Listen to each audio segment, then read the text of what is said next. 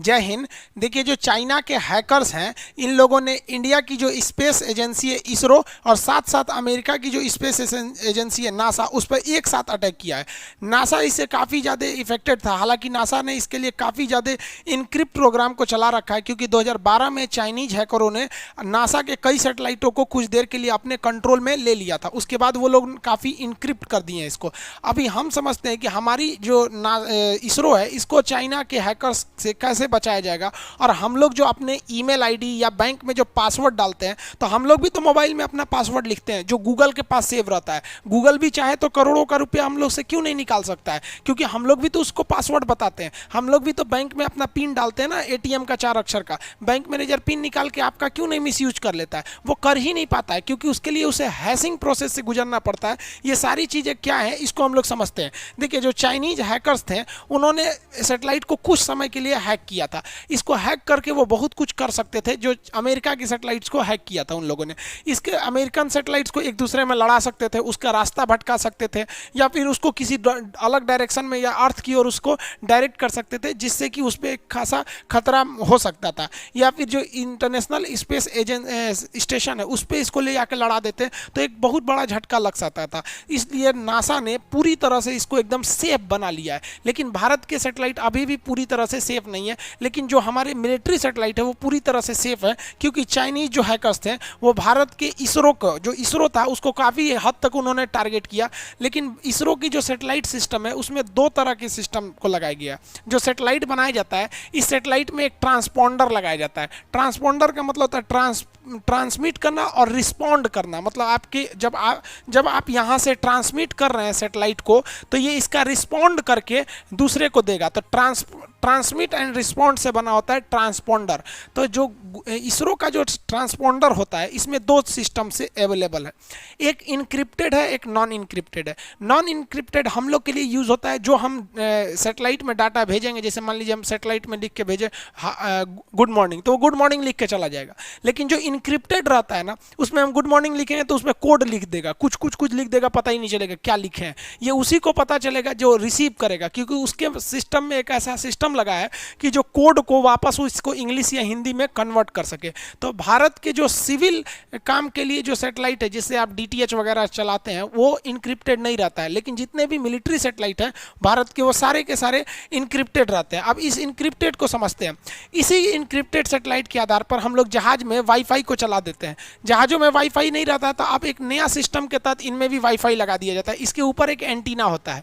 अब एंटीना पहले क्या था कि नीचे के एंटीना से ग्राउंड से बातें होती थी, जो अंदर की वाईफाई चलती थी लोगों के लिए। पायलट जो होता है वो रेडियो फ्रीक्वेंसी का यूज़ करता है, तो इसका अलग होता है। लेकिन रेडियो फ्रीक्वेंसी में समस्या क्या, बड़ी भड़बड़ आवाज़ करता है। इसलिए अगर आप जहाज़ में बैठे होंगे, कभी पायलट आपको बोलता होगा कि मौसम सही है या गलत, तो उसकी आवाज़ देखेंगे तो अजीब सी आएगी आपको। तो इसी नीचे ग्राउंड को ख़त्म करने के लिए हम लोगों ने सेटेलाइट से अब क्या किया, जोड़ना चालू किया। तो ये सेटेलाइट से इस पर हम लोग डायरेक्ट वाईफाई का कनेक्शन देते हैं, जो अंदर जाके सबको डिस्ट्रीब्यूट कर देता है। अब इसकी स्पीड उतनी अच्छी नहीं होती है, क्योंकि अभी हम लोग इसे KU बैंड यूज कर रहे हैं। आगे KA बैंड यूज करेंगे तो इसकी स्पीड तो अच्छी रहेगी यहाँ पर। अब आप जहाज़ों में देखेंगे तो ऊपर में कई सारे एंटीना रहते हैं। अब जहाज़ में देखेंगे कई सारे ये सब एंटीना है सब।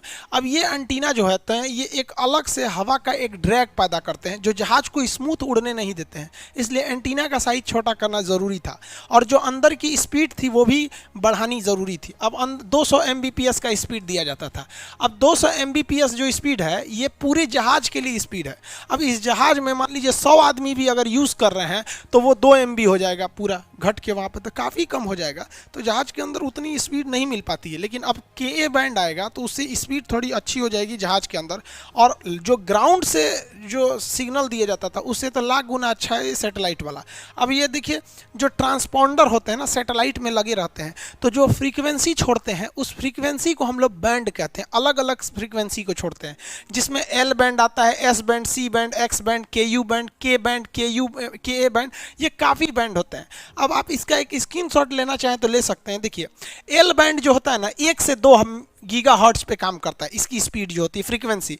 S बैंड 4 गीगाहर्ट्ज पे काम करता है। C बैंड और अच्छा काम करता है। X बैंड जो होता है ना, मिलिट्री के लिए यूज होता है। हम लोग को जो दिया जाता है वो S बैंड और C बैंड दिया जाता है, हम लोग जो मोबाइल वगैरह में चलाते हैं। और मिलिट्री को जो दिया जाता है वो कौन सा दिया जाता है, वही एक्स बैंड दिया जाता है मिलिट्री वगैरह को। अभी जहाज़ों में जो यूज होता है वो KU बैंड होता है। KU बैंड जो होता है इसकी फ्रीक्वेंसी अच्छी होती है। देखिए जितना ज़्यादा फ्रीक्वेंसी बढ़ाएंगे ना, ख़राब मौसम में उतना अच्छा काम नहीं करेगा। अब इससे भी बेहतरीन, अब K बैंड का उतना यूज नहीं हुआ, KA बैंड का ज़्यादा यूज होने लगा। तो जो सैटेलाइट फ्रीक्वेंसी छोड़ता है उसकी स्पीड उसकी फ्रीक्वेंसी पे डिपेंड करता है कितना तगड़ा होगा।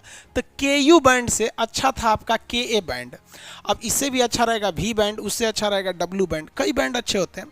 जैसे जैसे आप इधर जाएंगे तो आपकी जो अपलोडिंग स्पीड है वो बढ़ती जाएगी। देखिए इधर हाई होती जाएगी, जो थ्रो आउट है वो हाई हो जाएगा। जो आपका एंटीना का साइज है तो L बैंड की एंटीना का बहुत बड़ा लगाना पड़ेगा, और इधर आएंगे तो एंटीना का साइज छोटा होते लगेगा। तो यही लिखा है कि एंटीना का साइज इस साइड जैसे जैसे आएंगे एंटीना का साइज छोटा होते जाएगा, और अगर वो L बैंड या S बैंड या C बैंड लगाएंगे तो बड़े साइज का एंटीना लगाना पड़ेगा।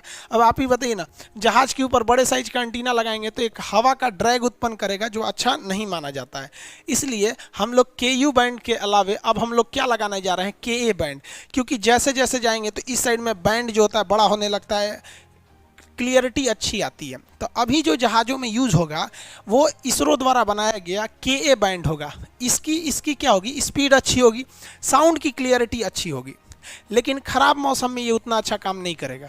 ख़राब मौसम में यही सब अच्छा काम करते हैं। तो इंडियन जो एयर स्पेस है उसने अपनी जहाज़ों को एक दिशा निर्देश दिया है कि आप अपनी जहाज़ों में KU बैंड भी लगाइएगा और KA बैंड भी लगाइएगा, क्योंकि जब मौसम सही रहेगा तो KA बैंड से काम चल जाएगा, और जब ख़राब मौसम है तो KU बैंड से काम चलेगा। यानी कम्युनिकेशन फेल नहीं होना चाहिए। ये हम पैसेंजर्स के लिए लगाया जा रहा है। रेडियो फ्रीक्वेंसी पे पायलट्स वगैरह बात करते हैं, लेकिन अब जो मिलिट्री वाले या जो हैकर से बचने के लिए हम लोग किसका प्रयोग करते हैं, इनक्रिप्शन का। इसी से बना है आपका क्रिप्टो करेंसी जिसे बिटकॉइन कहते हैं। देखिए जब भी आप कहीं पे अपना पासवर्ड डालते हैं, चाहे वो ATM के मशीन हो या फिर कहीं पे भी आप पासवर्ड बनाते हैं, आप अपने मोबाइल में बनाते हैं, ईमेल आईडी में, कहीं पे भी पासवर्ड बनाते हैं, तो ये पासवर्ड को गुजरना पड़ता है हैशिंग प्रोसेस से।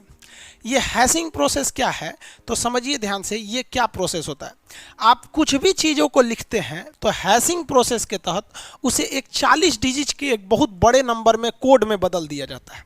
जैसे यहाँ लिखा हुआ है लायन, हम बड़ा लिख देते हैं लायन, तो यहाँ 4 अक्षर है। ये हैशिंग प्रोसेस से इसको क्या बना दिया, एक इतना बड़ा अक्षर बना दिया, 40 अक्षर के कोड में बना दिया। अब हैशिंग की पहली विशेषता समझिए, आप कितना भी बड़ा वर्ड इधर लिखिए, आप मान लीजिए यहाँ एक लिख देते हैं I am खान, हम इतना बड़ा लिख देते हैं, तो इसको, ये मेरा कोड हो गया, सपोज कर ले मेरा कोड है, ये मेरा पासवर्ड है, तो I am खान, तो ये इसको कितना अक्षर में बनाएगा, 40 अक्षर के कोड में बनाएगा। और अगर हम यहाँ केवल अपना पासवर्ड बना देते हैं लव, तो भी इसको ये 40 अक्षर में ही बनाएगा। यानी आप अपना पासवर्ड कितना भी अक्षर बनाइए, ये उसको 40 अक्षर में ही बनाता है। यहाँ पे हैशिंग एक फिक्स साइज होती है, उसी में बनाएगा यहाँ पर पहला। अब देखिए हैशिंग से क्या होता है, बात समझिए। जब कभी भी आप अपना गूगल पे अपना पासवर्ड बनाते हैं तो गूगल के पास आपको पासवर्ड नहीं जाता है। जैसे मान लीजिए हमने पासवर्ड बना दिया, लाइन, सपोज कीजिए लाइन बना है, यहाँ लाइन लिखा हुआ है, हम बड़ा लिख देते हैं लाइन, तो गूगल के पास जो पासवर्ड पहुंचा है वो हैशिंग वाला पासवर्ड पहुंचा, ये पहुंचा है। तो गूगल को पता ही नहीं है कि आपने पासवर्ड लिखा क्या है, गूगल को ये इनक्रिप्शन पता है। समझ में आ गया कि नहीं आ गया।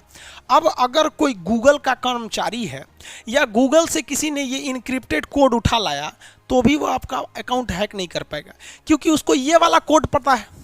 और अगर गलती से वो ये वाला कोड इधर से आपके अकाउंट में या पासवर्ड में भरेगा, तो वो इसका एक अलग पासवर्ड जनरेट कर देगा वहाँ पर, क्योंकि हैशिंग केवल वन वे डायरेक्शन में काम करता है। देखिए तीर केवल इधर बना है, यानी आप लाइन को इधर से कन्वर्ट कर सकते हैं, लेकिन अगर आपको ये वाला चीज़ मिलेगा तो आप इसको इधर से कन्वर्ट नहीं कर पाएंगे कि क्या लिखा हुआ है।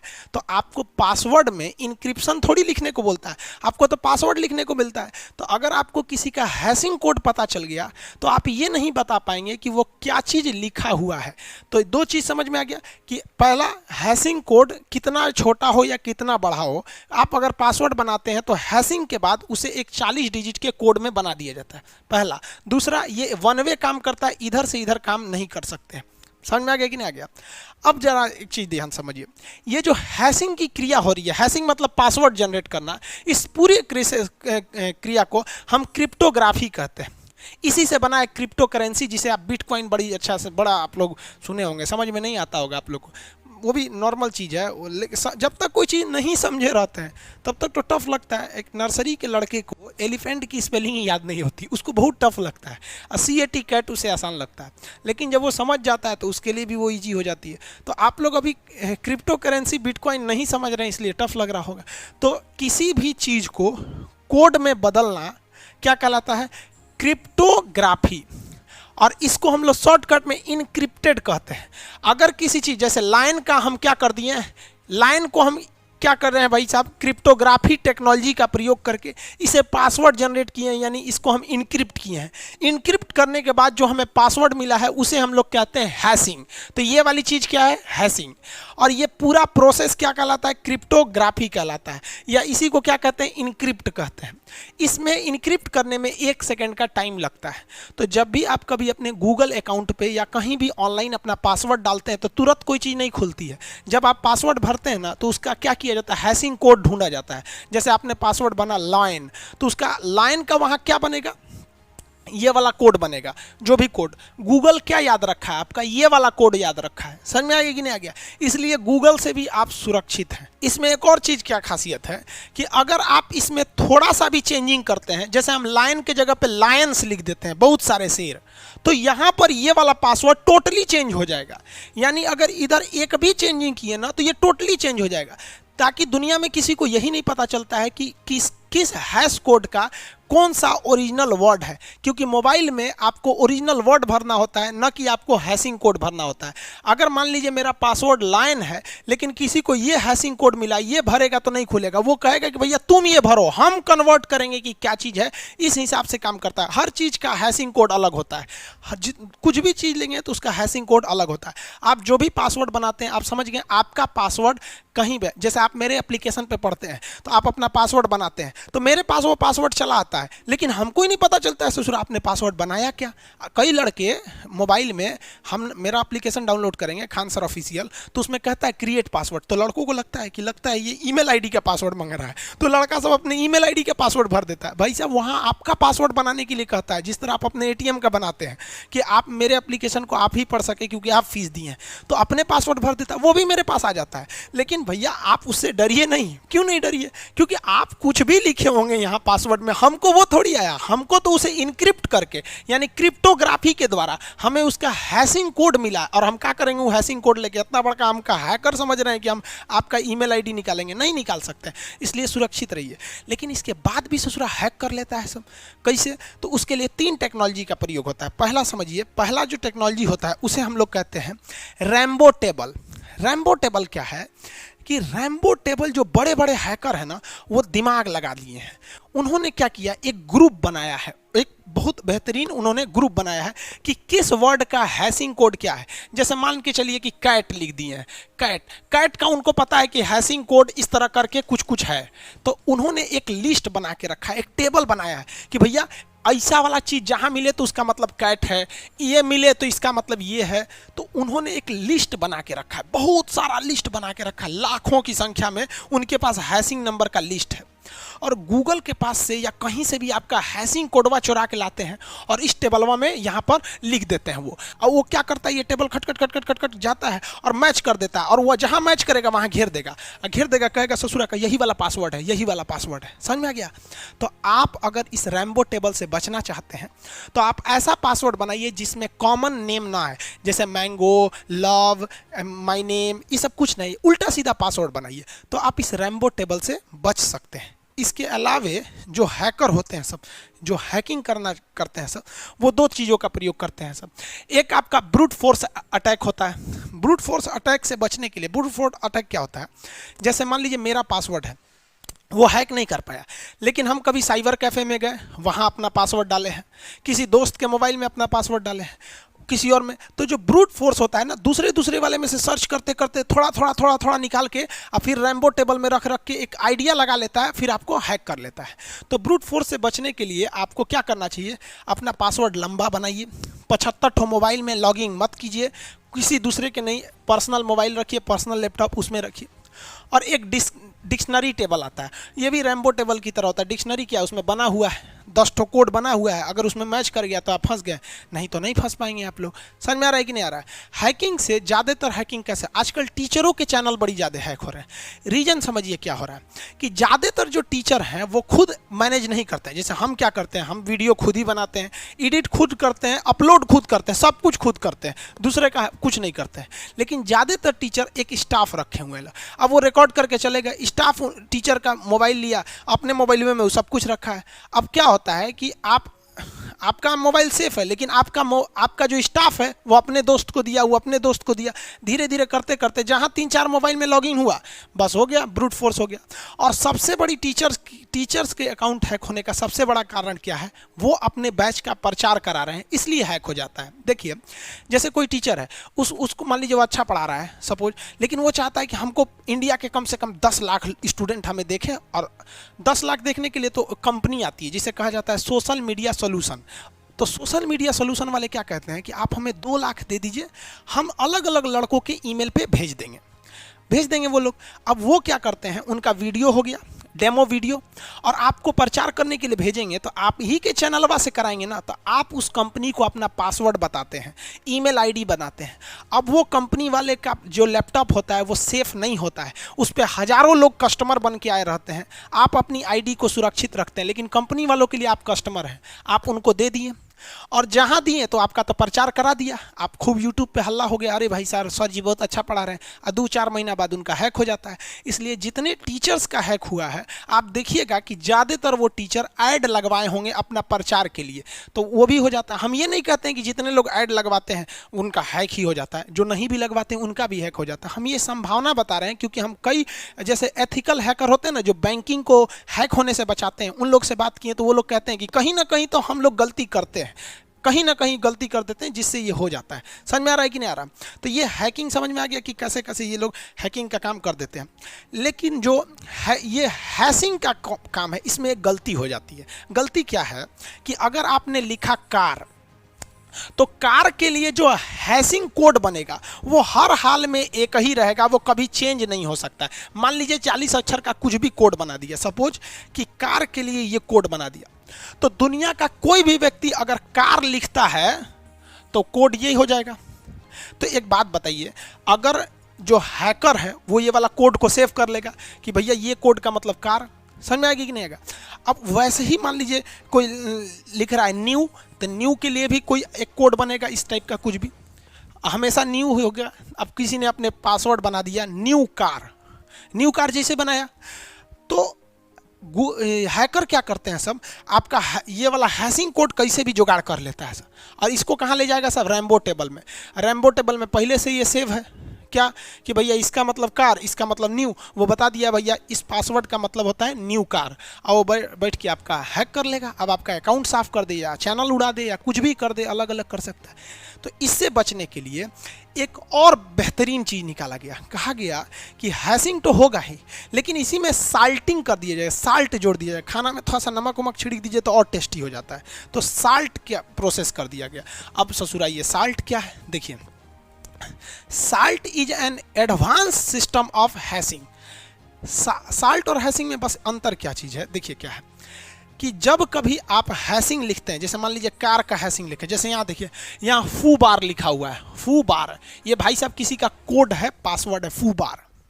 तो जब कभी भी ये साल्टिंग से यूज करेंगे ना, साल्टिंग से, तो साल्टिंग क्या करता है कि फू बार का हैशिंग बनाएगा। यहाँ देखिए हैशिंग बनाया है, यहाँ हम लिख देते हैं, आपको नहीं दिख रहा होगा, UYFIEEIRU ऐसे बना दिया है, ठीक है। अरे भाई तुम हटो ना यहाँ से, यहाँ पे ये ऐसे बना दिया ये। लेकिन अगर यही व्यक्ति जब दोबारा लिखेगा फू बार, तो इसका वाला चीज अब की वो सेम नहीं रहेगा, आपकी चेंज हो गया। देखिए यहाँ आपको क्लियर नहीं दिख रहा होगा, हम लिख देते हैं ये चेंज हो गया। तो हैशिंग में और साल्टिंग में यही डिफरेंस है कि अगर आप सिंपल हैशिंग लिखिएगा तो एक खास तरह के आपके पासवर्ड का एक फिक्स आपका कोड बनाएगा।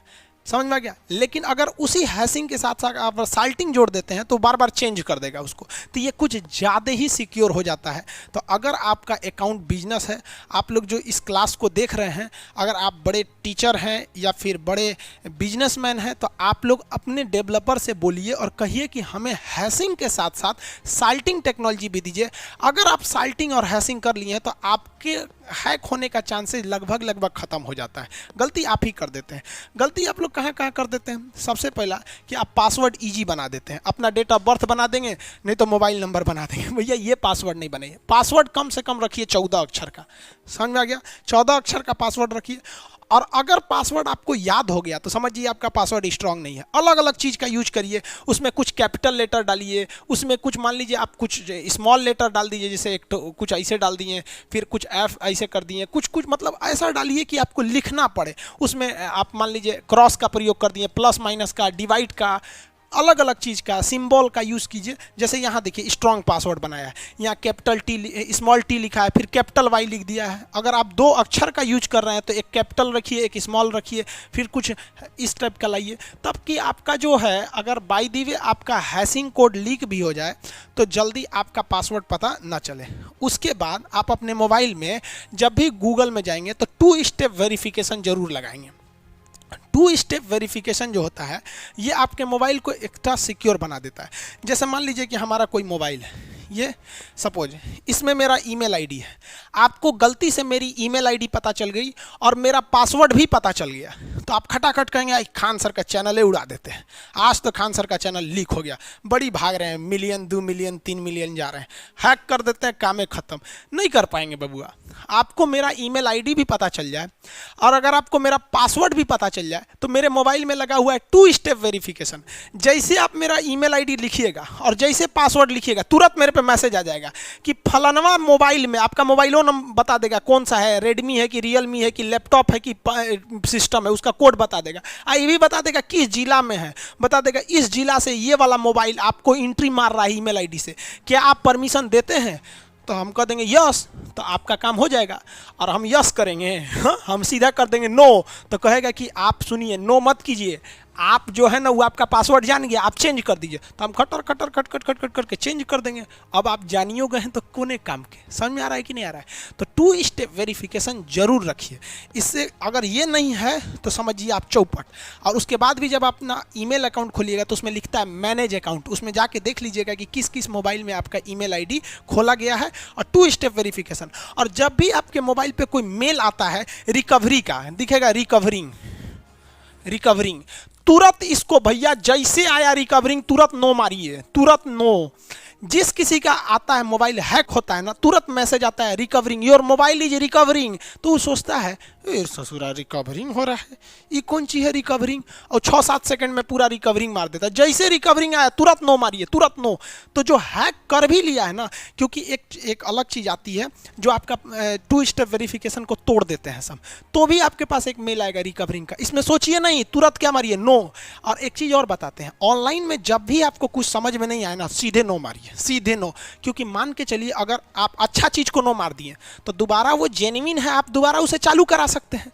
सपोज मेरे बैंक से मैसेज आया है कि आप अपना एटीएम को क्या कीजिए, दोबारा रिन्यू कीजिए, हम नो मार दिए, तो फिर जाके रिन्यू करा सकते हैं।